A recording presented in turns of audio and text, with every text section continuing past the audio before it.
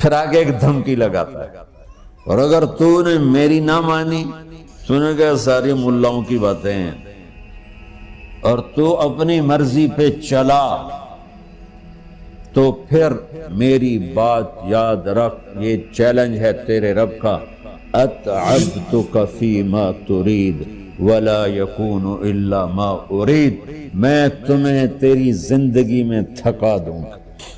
کہ جنہوں نے اتنے گناہ کیے ہیں کہ ان کا جسم گناہوں میں ڈوب گیا ہے، وہ نظر ہی نہیں آتا، صرف اوپر گناہ ہی گناہ نظر آ رہا ہے،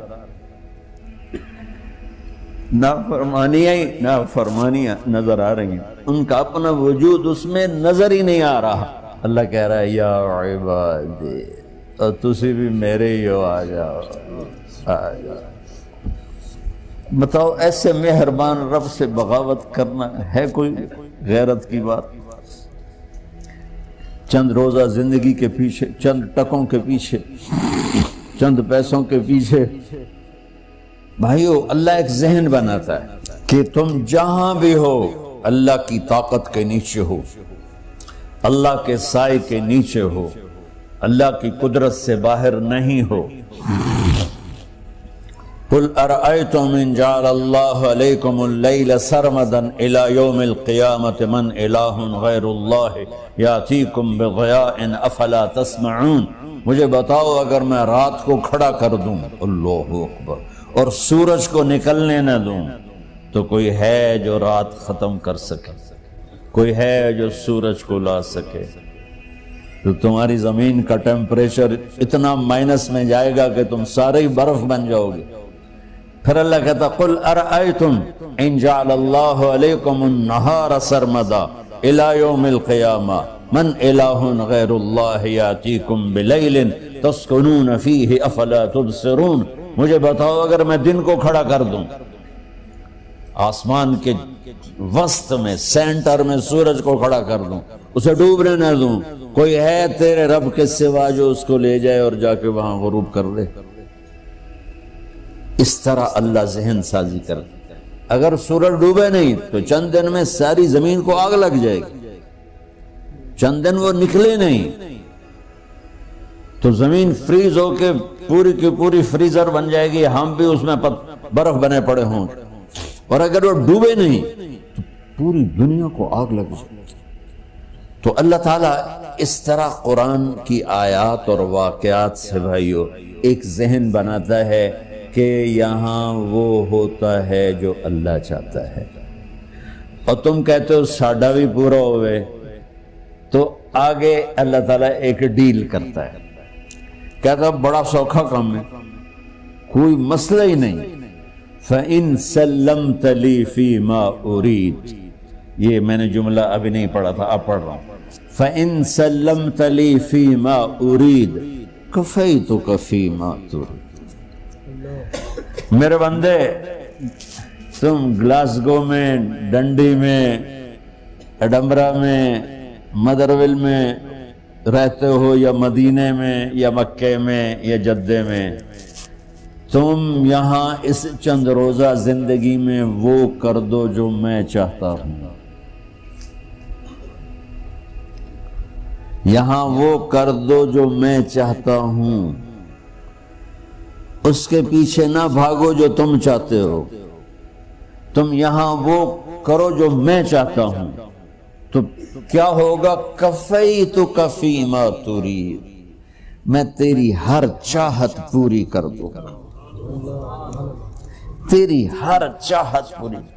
یہیں سے دیکھو ہم اپنی مرضی پوری کیوں کرتے ہیں؟ سیٹسفیکشن کے لیے۔ اور آج جیسی دنیا ڈپریشن کا شکار ہے کبھی نہیں ہوئی۔ ساری دنیا میں جو دوا سب سے زیادہ بک رہی ہے وہ ڈپریشن کی، پوری دنیا، شاید افریقہ دے جنگل چھڑ کے پوری دنیا میں سب سے زیادہ جو دوا بک رہی ہے وہ ہے ڈپریشن کی۔ جب ہر چاہا پورا ہو رہا ہو پھر ڈپریشن کیوں ہے؟ کہ سسٹم اوپر سے چل رہا ہے، نیچے نہیں۔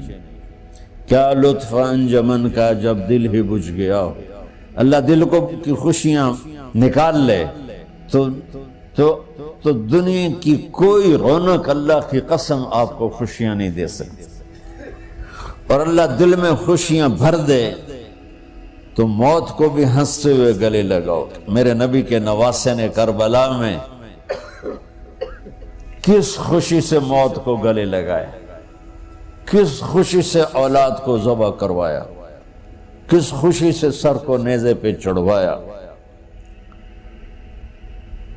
تو اللہ تعالی ہم سے ایک ڈیل کرتا ہے، فَإِن سَلَّمْتَ لِي فِي مَا أُرِيد، چند دن ہیں زندگی کے، اس میں وہ کر دو جو تیرا رب کہہ رہا ہے۔ اور اللہ کی قسم اللہ ہر وہ شے کہتا ہے جو میرے لیے مفید ہے، اور اللہ کی قسم اللہ ہر اس شے سے روکتا ہے جو میرے لیے نقصان دہ ہے۔